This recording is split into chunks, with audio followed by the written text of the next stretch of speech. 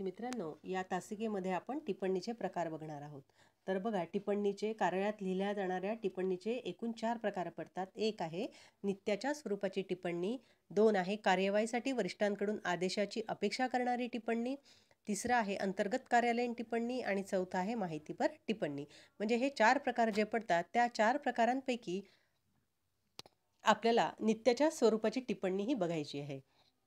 ही टिप्पणी ठराविक स्वरूपाची असते. कार्यालयात एकाच प्रकारची अनेक प्रकरणे येत असतात. उदाहरणार्थ, छापील स्वरूपातील नमुना, अर्जाची मागणी, कार्यालयीन कागदपत्रांच्या नकलांची मागणी, दाखल्यांची मागणी इत्यादी विषयांवरील पत्रांच्या अनुषंगाने लिहिलेली टिप्पणी नित्याच्या स्वरूपाची असल्यामुळे त्याची फाईल ठेवण्याची गरज नसते. अर्जदाराने केलेल्या मागणीची पूर्तता करणे एवढीच कार्यवाही या टिप्पणीची असते.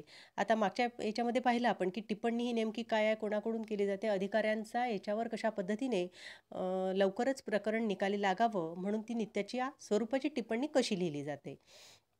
तर ही झाली नित्याच्या म्हणजे अगदी रोजच्या स्वरूपाची.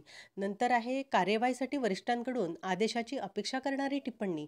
मग आता कार्यवाही वरिष्ठांकडून आलेली आहे म्हणजे एखाद्या वरच्या अधिकाऱ्याकडून आलेली आदेश असेल आणि त्याच्या अपेक्षेनुसार आपल्याला ती जी काही प्रत मिळालेली असेल त्यानुसार आपण कशी टिप्पणी लिहितो ते बघा.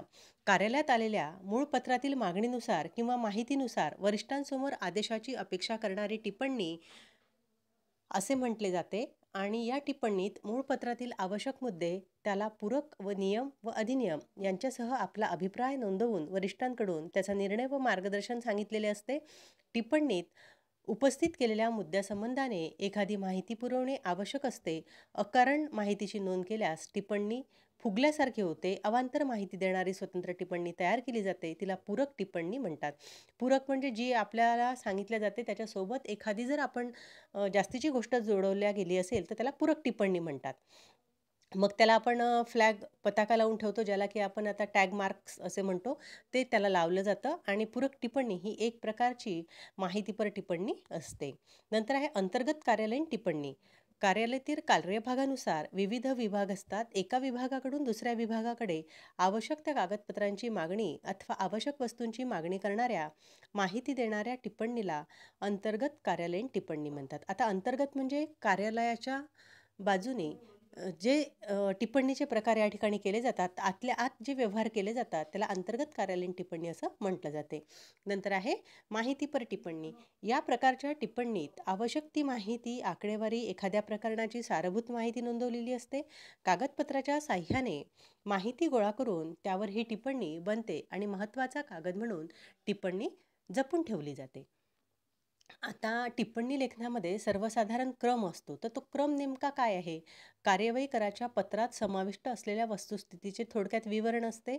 पत्रात उपस्थित केलेले प्रश्न असतात. अनुकूल व प्रतिकूल मुद्दे असतात. पत्रात नियमाविरुद्ध कोणतीही गोष्ट असल्यास तिचा उल्लेख प्रकरणाशी संबंधित नियम, अधिनियम व संकेत यांची माहिती असते. आणि प्रकरण निकाली काढण्याच्या दृष्टीने आवश्यक असलेले उपाय या ठिकाणी केले जातात. म्हणजे एकूणच टिप्पणी लेखनामध्ये क्रम सांभाळलेला असतो आणि त्या क्रमानुसार आपल्याला त्या सर्व गोष्टी टिप्पणी लेखनामध्ये द्यायच्या असतात. आता त्याच्यानंतर आपण पुढे पाहणार आहोत तर टिप्पणी लेखनाची पद्धती. मग टिप्पणी लेखनाच्या पद्धतीमध्ये वेगवेगळ्या कार्यालयाला जेव्हा आपण पत्र पाठवतो तेव्हा त्या विभागाचं नाव त्या ठिकाणी लिहिलं गेलेलं असतं.